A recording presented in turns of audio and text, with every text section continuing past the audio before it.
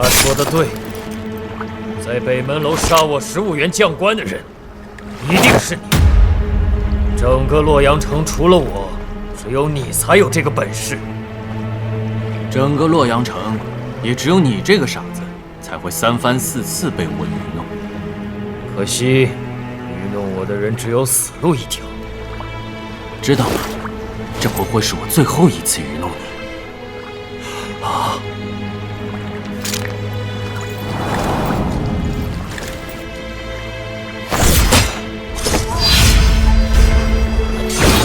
是时候上路了。虚不在下，等你很久了。